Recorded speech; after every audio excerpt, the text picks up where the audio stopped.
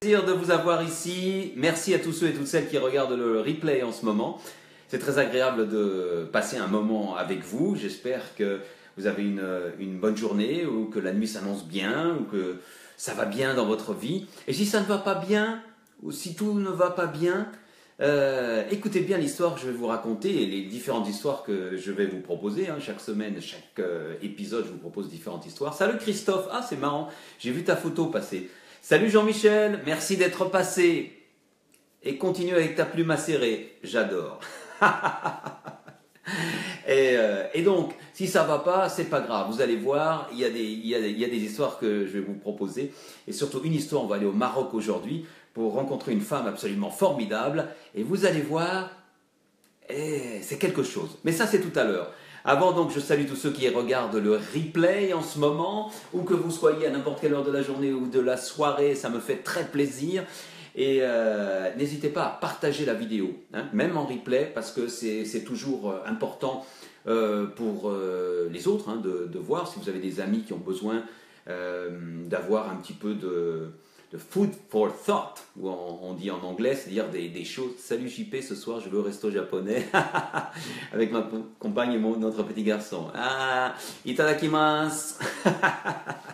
Alors c'est toujours avec ce Crafty Girl, merci de partager la vidéo, c'est super sympa. Je sais que je peux toujours compter sur toi et un jour il faudra que je te fasse une dédicace spéciale. En tout cas c'est très sympa. Crafty Girl d'avoir partagé cette vidéo, je te remercie du fond du cœur et c'est très sincère parce que l'histoire est quand même importante aujourd'hui. Salut Manon, tu vas bien? On va parler des enfants. Ben oui, vu le titre, ben oui, un enfant ça ne compte pas les enfants.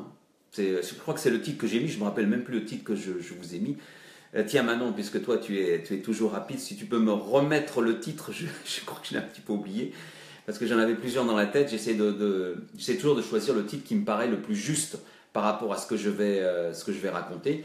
Et donc, bien sûr, on va... Merci Christophe du partage. Avant que tu partes, c'est super sympa. Merci, à bientôt. Bon replay en tout cas. Et donc, on va parler un petit peu de tout ça. Et bien, ça bouge sur cet écran. Eh oui, les enfants ne comptent pas. Merci Manon. Les enfants ne comptent pas. Non, non, non, non. Les enfants ne comptent pas.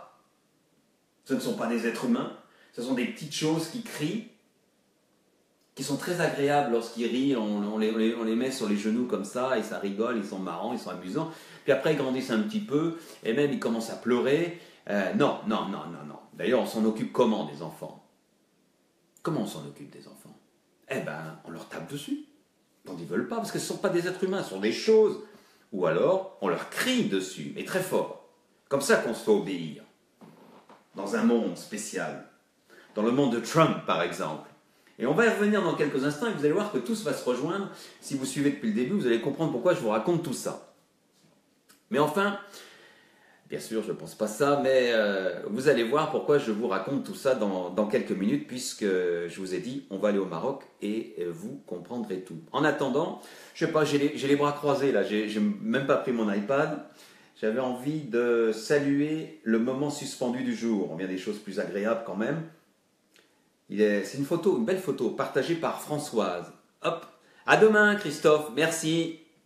Oh, merci pour des encouragements. Super sympa. Magnifique photo. Je ne sais pas ce que c'est comme fleur. Aucune idée. Merci, Nina. Je te fais une grosse bise. Merci pour le partage. C'est super sympa. Regardez-moi, cette fleur est pas belle. Elle est pas belle. Elle est pas belle. Elle est pas belle. Ouais, elle est belle cette fleur. Et ben, c'est Françoise, magnifique cliché. Je ne sais pas ce que c'est, mais ça encourage à la réflexion, à la méditation, à la visite intérieure de notre intérieur, à nous poser des questions sur ce que l'on fait, où l'on va. Et si on a des enfants, comment on se comporte vis-à-vis de nos enfants? Est-ce qu'on les respecte, etc. Ou est-ce qu'on ne les respecte pas? Est-ce que nos enfants sont gâtés? Est-ce qu'ils ne sont pas gâtés? Je ne sais pas pour vous, mais moi, ce sont des questions que je me pose beaucoup. Vous savez, j'ai un petit garçon, il s'appelle Hugo, il a 3 ans maintenant, un peu plus de 3 ans maintenant, 3 ans et demi. Des questions que je me posais très peu avant, mais maintenant, je me les pose très souvent. On a toujours des hésitations, mais enfin, on essaie de faire pour le mieux. Ma connexion Internet me joue de sales tours, me dit Nina. Mais bon, on va voir combien de temps ça va tenir aujourd'hui. Eh ben, c'est pas grave, Nina, t'inquiète pas. Tu peux toujours voir le replay, et il sera toujours là. ici sur Facebook ou alors sur YouTube, si tu préfères YouTube. Voilà. En tout cas, merci à Françoise pour le cliché. Et on va parler donc un petit peu d'éducation pour les enfants. Mais avant, je vais vous proposer des petites images qui sont passées. Je trouvais ça super sympa. On y va tout de suite. Celle-là a été partagée sur Twitter. Allez vous recoucher. Le monde n'appartient pas à ceux qui se lèvent tôt. Sinon, les boulangers domineraient le monde. On nous a menti. J'ai trouvé ça super. On nous a menti. Ce n'est pas vrai. Il ne faut pas se lever tôt. Ça ne sert à rien. La logique. C'est Lucien qui a partagé ça. Merci beaucoup, Lucien. Sinon, j'en ai une autre ici que je trouve très bien. Ah, c'est pas spécialement marrant. C'est Choco Bordeaux, c'est trop. Je dis, je mets des noms particuliers sur mes fichiers pour essayer de les reconnaître avec des mots-clés pour les reconnaître. Choco, parce qu'on va parler de Choco, ça se passe à Bordeaux, et c'est trop qui a partagé cette image. C'est génial, hein? Regardez-moi ça. Une boîte avec 2 trous, peut-être vous connaissez. Vote avec ton mégot. Si tu penses qu'on dit chocolatine, tu mets ton mégot là. Si tu penses qu'on dit pain au chocolat, tu mets ton mégot là. C'est génial comme initiative. Ça, c'est à Bordeaux, ça. Et ça permet d'empêcher les gens de jeter leur mégot par terre. Et le cerveau, paraît-il, peut difficilement résister aux questions. On aime bien pour répondre à des questions. Paf. Et je trouvais cette idée vraiment originale. Et je crois que ça se fait. Il y en a partout dans le monde maintenant. Ça commence à se développer. Je ne connaissais pas du tout. Et c'est Cétro qui a partagé. Cédric, tiens, puisqu'on parle de Cédric, je l'ai là. Cédric, il sort son nouveau bouquin. C'est un écrivain, confrère. Et ça s'appelle... Ah zut, je ne peux pas montrer la couverture, elle passe pas. Ah, dommage. Ça s'appelle Au nom de l'art. C'est sorti, c'est sur Amazon. L'auteur, c'est Cétro, C-E-T-R-O. Allez-y, mais il est déjà dans le top 10 d'Amazon. Ah, je ne peux pas montrer, je l'avais prévu, là, je l'avais mise, mais c'est pas grave, c'est pas grave. Sinon, il y a un gars qui revient sur Terre. Vous savez, c'est Thomas Pesquet qui est resté près de 6 mois là-bas. Il y a des choses amusantes. Vous savez, lorsqu'on est en apesanteur, on vit pendant longtemps en apesanteur, les muscles des jambes sont un petit peu plus mous. Hein, et les spationautes ont toujours des difficultés pour marcher. Une fois qu'ils sont revenus sur Terre, parce que la pesanteur, bien sûr, est plus lourde, on sait qu'est-ce que c'est, on en sait quelque chose, puisqu'on marche. Et donc, il faut gagner dedans. Et il y a une bonne blague qui est passée, moi j'ai bien aimé, et je vais vous la partager. C'est sur Twitter, Jean Mounir qui a partagé ça. Aujourd'hui, Pesquet sera dans l'impossibilité de monter des marches. Passer du statut d'astronaute à celui de livreur chronopost, c'est dur. J'ai éclaté de rire. Je ne sais pas si pour vous c'est vrai. Alors, faut habiter en France pour savoir ça. Moi, je suis quelqu'un qui achète beaucoup, surtout sur Amazon. Je reçois pas mal de paquets. Et les seuls qui ne montent pas les escaliers pour me livrer à la porte, c'est Chronopost, la poste, bien sûr. Non, vous pouvez descendre, s'il vous plaît. UPS, FedEx, tous les autres montent les marches, même s'il n'y a pas d'ascenseur dans les différents endroits où j'ai habité, mais pas Chronopost. Donc, j'ai trouvé ça excellent, ouais. L'astronaute, il devient livreur. Nina, si tu me dis, sauf que dans le replay, tu ne me feras pas coucou. Ah bah si, je te le ferai quand même, mais en différé à ce moment-là. Et puis, sur Thomas Pesquet, j'en ai une autre qui est pas mal non plus. Qui est passée, il faut que je la retrouve. Voilà, c'est encore Lucien qui a partagé ça. On va faire une blague à Thomas au moment où il revient sur Terre. Regardez celle-là. Je propose qu'on éteigne toutes nos lumières pour foutre les boules à Thomas Pesquet. Oh, purée, où elle est la Terre? Je la vois pas. Où ils sont? Bon, ça se passe pas comme ça, hein, du côté de... C'est d'Ouzbékistan, Kazakhstan, hein, ça se passe pas comme ça, hein, c'est en plein jour. Je crois que peut-être même qu'il a déjà atterri, hein, je sais pas. J'ai pas suivi ça aujourd'hui, mais enfin, peu importe. Alors, sinon, quoi d'autre? On a parlé de ça. On va parler d'une femme formidable au Maroc, hein, je vous l'ai dit. Et j'avais un graphique que je voulais vous montrer. Je parle souvent des femmes et mon respect pour les femmes, n'hésitons pas à le dire. Si les femmes dirigeaient le monde, ça irait beaucoup mieux. Regardez ce graphique très, très, très important, très clair, et qui remet vraiment les idées en place. Dans le monde, les femmes représentent 50% de la population, vous voyez, ça c'est comme ça, effectuent 66% du travail, touchent 10% des revenus et possèdent 2% de la propriété sur Terre. C'est clair. Sauce Banque Mondiale, et c'est Le Monde, les décodeurs sur Le Monde. Moi, je trouve ce graphique très parlant, qui fait mal au cœur, mais c'est ça. Merci Cécile. Merci beaucoup Cécile. Oui, voilà, le livre de C'est trop. Oui, il faut le partager parce que j'ai entendu déjà dire, que, je ne l'ai pas encore lu, elle est sortie aujourd'hui, mais on en a dit déjà beaucoup de bien, en particulier Maribo qui l'a déjà lu, qui lit très vite. Et j'ai vu passer aussi Patrick, que je salue au passage. Sinon, quoi d'autre? Ah, celle-là, elle est géniale, celle-là. C'est Marie-Madeleine qui l'a partagée. Salut Marie-Madeleine. J'ai tapé sur Google, je mélange, comment enlever de la superglue sur les doigts. Maintenant, je cherche comment remettre les touches du clavier. Marie-Madeleine, qui est très honnête, explique que ce n'est pas de moi la blague, mais elle est excellente. Impossible de mettre la photo car nous sommes en direct, mais c'est prévu. Merci Cécile. Et je la remettrai de toute façon, parce que là j'ai un problème avec mon fichier, et le mieux serait de le demander à Cédric, mais bon, c'est pas grave. Parfois il vient, mais il n'est pas là aujourd'hui. Il doit être occupé à regarder son top 10. Mais ça marche bien pour lui. Sinon, Valérie a partagé un truc assez sympa sur les Lego. Vous savez, on joue aux Lego. Mais quand on ne les regarde pas, les Lego, quand on est hors de la pièce, qu'est-ce qu'ils font les Lego à votre avis? Eh ben, ce que font les Lego quand on ne regarde pas. Regardez ce qu'ils font les Lego. Ils suivent des cours. Aïe, aïe, aïe. Qui n'a pas marché sur un Lego déjà? C'est excellent, excellent, excellent, excellent. Moi, ça m'a bien fait rire en tout cas. Et puis aujourd'hui, rien à voir. On parle de femmes, donc de femmes qui ont marqué. C'est l'anniversaire de Marilyn Monroe. Eh oui, c'est l'anniversaire de Marilyn. Elle aurait eu, c'était hier en fait. Elle aurait eu 91 ans. Donc elle aurait été toujours vivante. Enfin, possiblement. Et un artiste qui s'est amusé à la représenter à 91 ans. Bon, allez, on y va. Bah oui, hein. Finalement, mourir jeune, on passe au statut d'icône. Mais je pense qu'elle aurait été une femme intéressante parce que, loin d'être d'une imbécile, elle était très intelligente. Elle nous a laissé des belles phrases, dont celle-ci, que je tenais à partager avec vous. Les rapports humains sont souvent désastreux car la grande majorité de l'espèce humaine ne comprend pas qu'entrer dans le cœur d'une personne n'est pas une conquête, mais une opportunité extraordinaire. Oui, c'est de Marilyn Monroe. Ah ouais. Salut Lily, c'est d'elle. Et ça, il y a beaucoup de personnes qui ne peuvent pas comprendre ça. Vis-à-vis des enfants, mais vis-à-vis de tous les êtres humains. En ce moment, il y en a un qui ne comprend pas ça. On est d'accord. Un vieux, hein, du style, enfin, comme aurait pu être Marilyn Monroe. Trump. Lui, il n'a rien compris. Je ne vais pas m'énerver contre lui, mais enfin, quand même. C'est quand même, tout ça, c'est triste.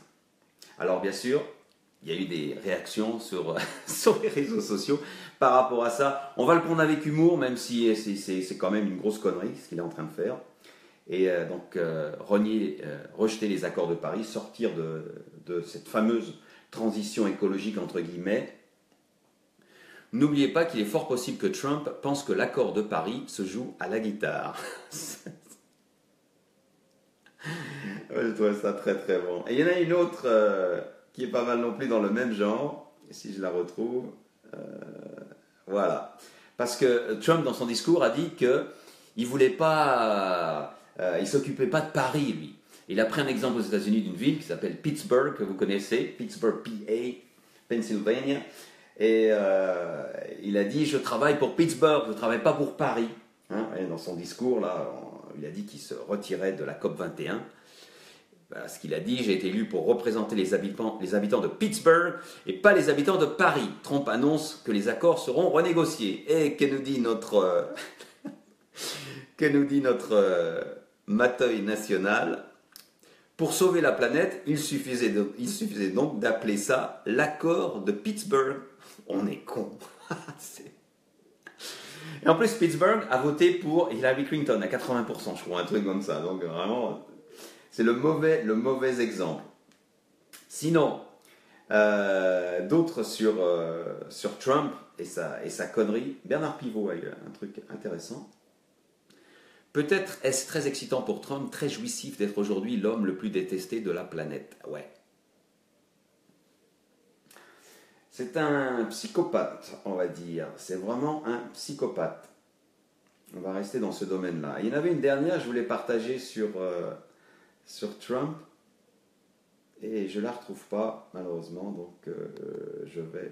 Tant pis. Ah oui, voilà. C'est Nicolas qui n'a pas pu s'empêcher, un classique, Nicolas, qui n'a pas pu s'empêcher de nous en sortir une aussi. Avec Trump, on peut dire que le climat est tendu.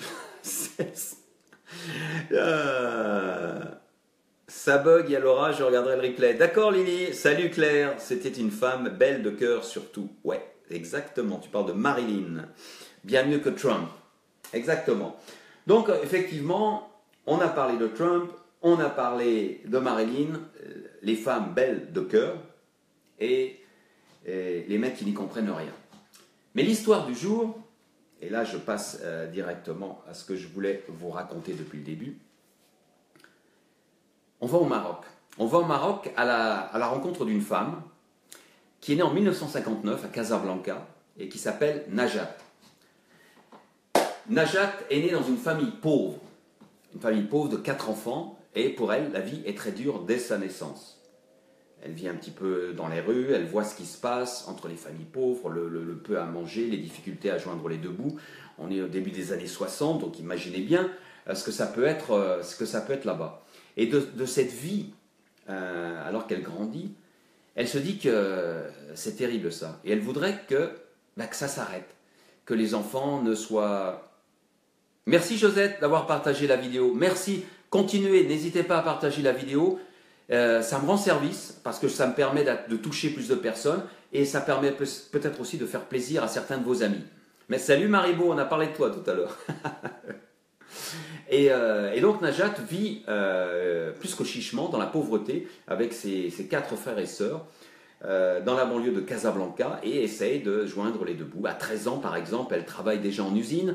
À 14 ans, elle décide de quitter sa famille, parce que Najat, elle a du répondant. Elle a envie de faire des choses.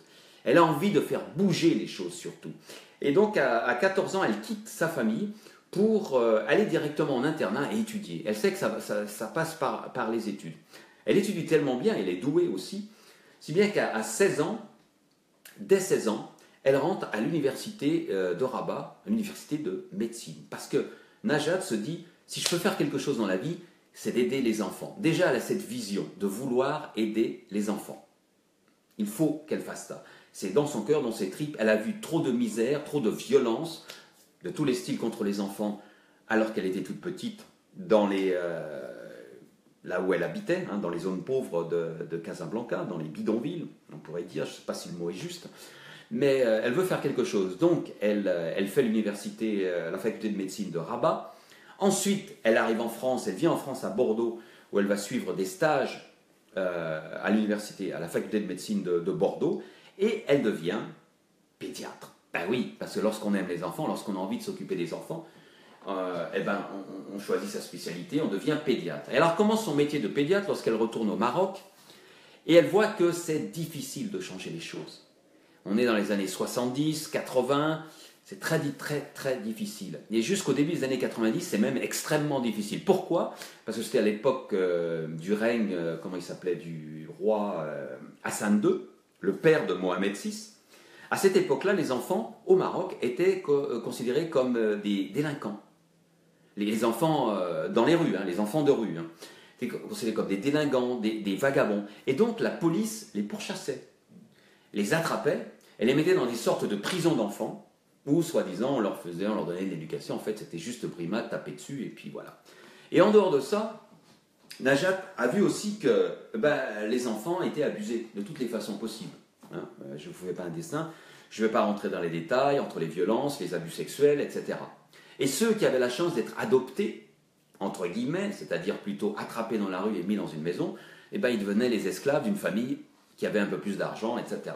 Mais ça, ce n'est pas uniquement au Maroc. J'ai vu ça dans plusieurs pays où j'ai vécu, où je suis allé, donc c'est pas uniquement au Maroc. Mais bref, Najat veut faire des choses, elle fait bouger, elle a beaucoup d'énergie, beaucoup de dynamisme, et finalement, en 1993, elle réussit à ce que le Maroc signe une convention signe la Convention sur les droits des enfants. Et à partir de ce moment-là, les choses vont commencer à changer. Mais pour elle, ce n'est pas assez. Alors Najat, qui maintenant est pédiatre, travaille dans une clinique, une polyclinique mère et enfant pour les enfants et les mamans, déjà, crée sa propre association, parce qu'elle veut de l'avant.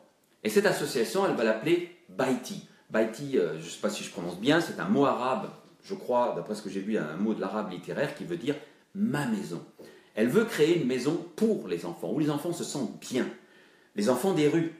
Car le but de l'association, et c'est assez incroyable, c'est d'aller chercher les enfants des rues, de leur donner un toit, de les éduquer et de les mettre, de les lancer dans la vie active avec un bagage, quelque chose, de façon à ce qu'ils ne retournent pas dans la rue. Alors quand elle commence en 94-95, elle est toute seule avec quelques amis, etc. Donc c'est vraiment, vraiment, vraiment pas facile. Et même, elle reste avec les groupes d'enfants dans les rues la nuit.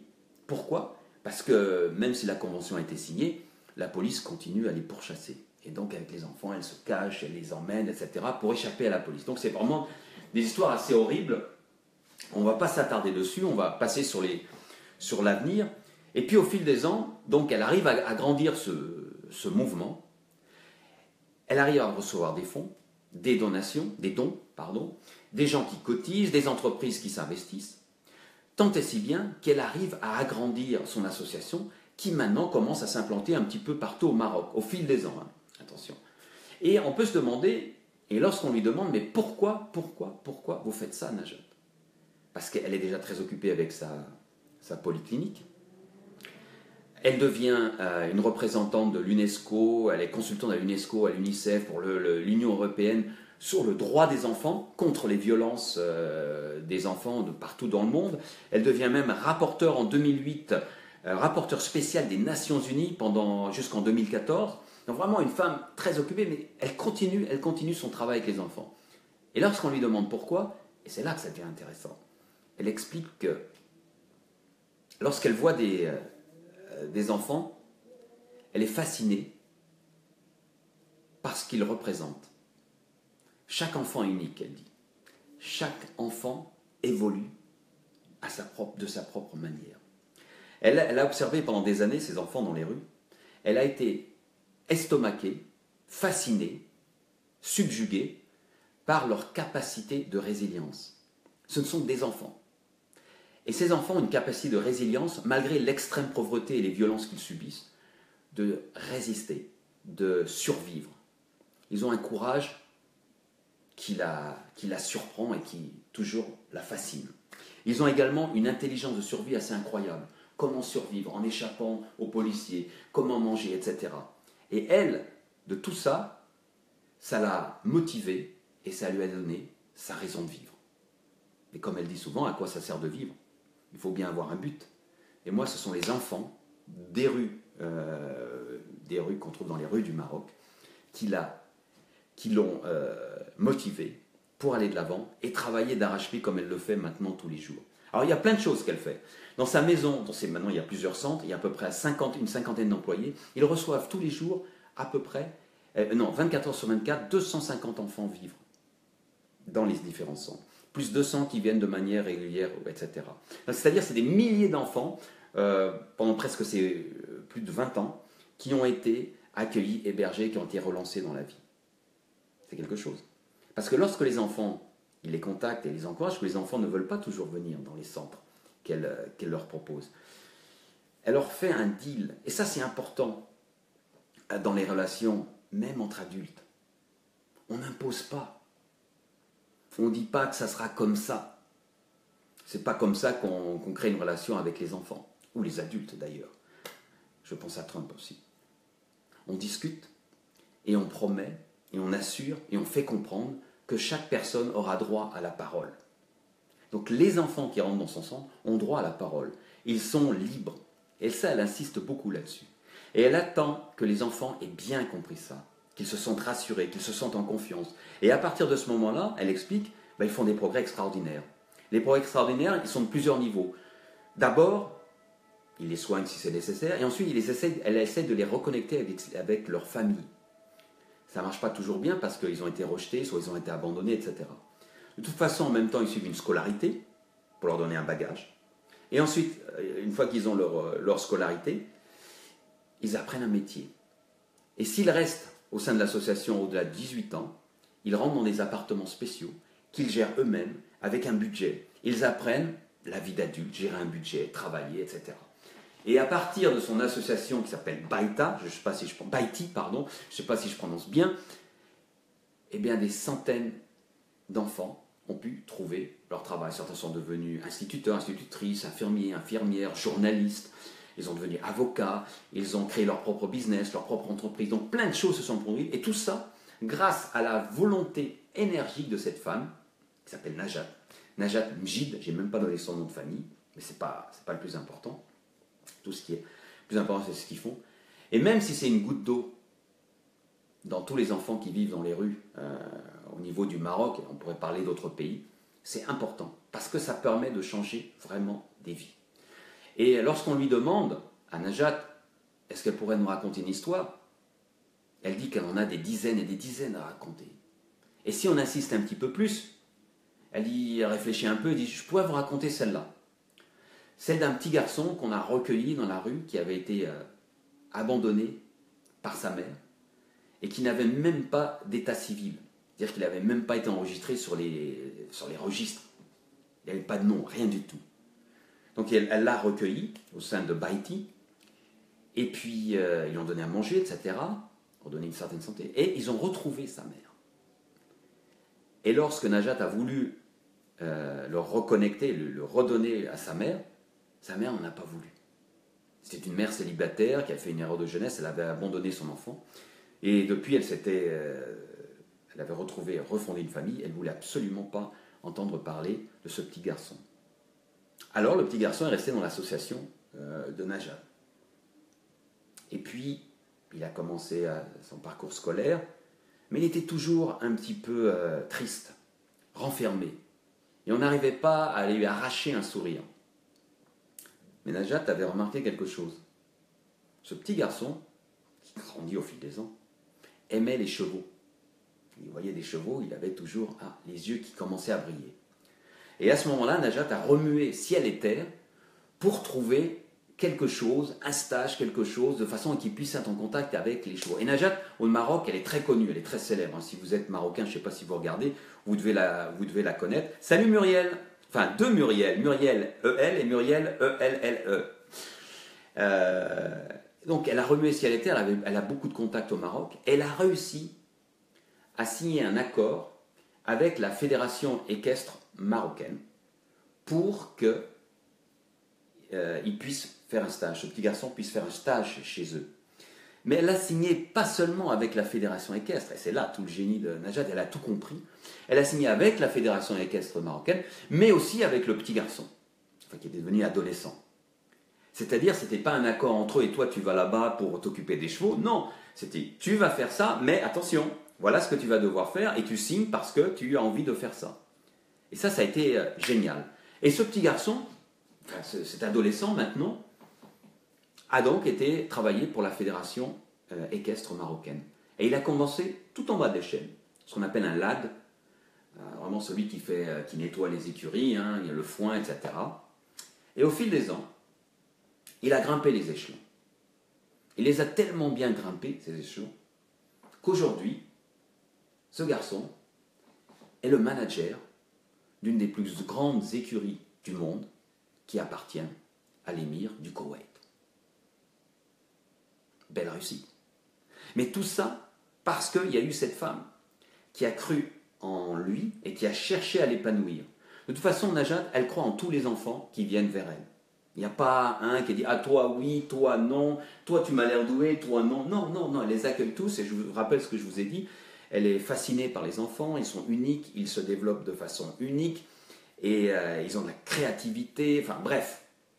Moi, au niveau personnel, je vous l'ai dit, mon petit garçon, je commence à le voir tous les jours, il nous surprend. Et comme vous, si vous êtes parents, vos enfants doivent vous surprendre. Et on se dit que parfois, et là je parle pour moi aussi, quand on se met en colère contre nos propres enfants, à partir de maintenant, avant je pensais à d'autres histoires, je vais penser à l'histoire de ce petit garçon et surtout de l'association Baïti et de Najat, de façon à ne pas m'emporter, parce que Notre vie est si facile. C'est tellement facile de s'emporter. C'est tellement facile de crier. Hein.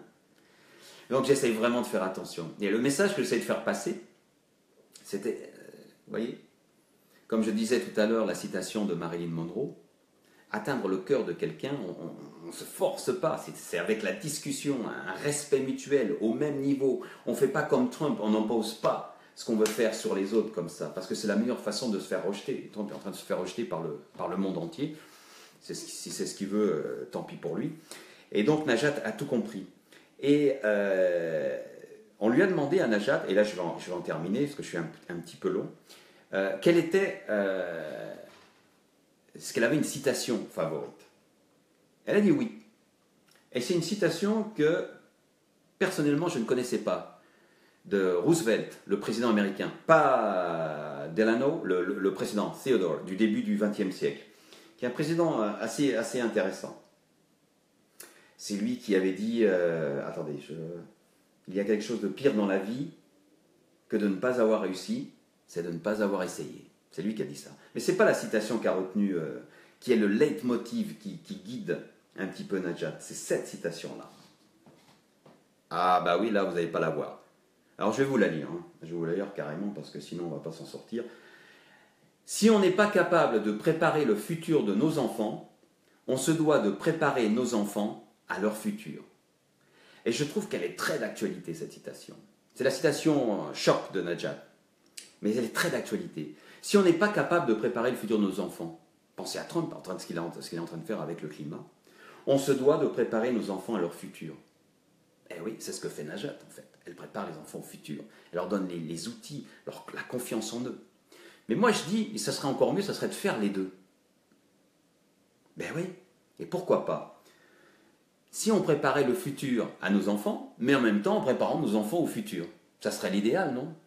À mon avis, le temps que Trump dégage, peut-être que ça pourra commencer à se faire, parce que vous avez vu les réactions. La réaction de Macron qui a été très très bien. Moi, je n'ai pas voté pour lui, vous le savez très bien. Mais bon, la respect pour sa réaction. Bon, il y a les législatives dans une semaine, hein, il fait tout bien. Là, hein. On verra après s'il ne fait pas tout faux.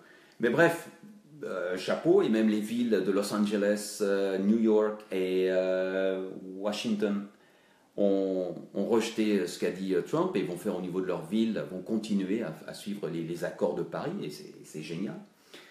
Donc, pensons à cette citation que chérit Najat, signée Theodore Roosevelt. Si on n'est pas capable de préparer le futur de nos enfants, on se doit de préparer nos enfants à leur futur. On peut essayer de faire les deux. Mais au moins, comme Najat, on peut préparer nos enfants, et quand je dis nos enfants, c'est les enfants en général, au futur. Parce qu'on ne sait pas ce qu'ils vont devoir affronter, en fait. Nous, ça va. On est à peu près tranquille. Mais les enfants, qu'est-ce qu'ils vont voir dans 20, 30, 40, 50 ans? On ne sait pas. Et c'est à nous de leur donner les moyens de se préparer pour ce futur. Voilà. Chapeau à Najat. Je n'ai même pas montré sa photo, mais je vais quand même vous la montrer parce que c'est une femme qui mérite le respect. Et elle est respectée. Je vais vous montrer deux photos d'elle parce que la voici au sein de son association Baiti avec un petit garçon. Vous voyez bien sûr qu'elle adore les enfants, et la voici encore, et on va se quitter avec elle. Oups, en train de poser pour une photo pour un magazine. Incroyable cette femme, incroyable. Une femme sans peur. Un petit coup de pub en passant. Allez, bonne soirée, merci à tous, merci à toutes. Salut Catherine. Nous, tranquille, je ne suis pas sûr que toi, moi. Ah, bah ça va pas être... Oui, ça moi je parle du climat, hein, je parle au niveau du climat. Mais enfin, disons que ceux qui viendront après, ça va vraiment être difficile. Et je pense aux générations futures. Merci à tous, merci à toutes. N'hésitez pas à partager la vidéo parce que je crois qu'elle est importante, très importante aujourd'hui, par rapport à tout ce qui s'est passé ces derniers jours et par rapport à cette histoire également.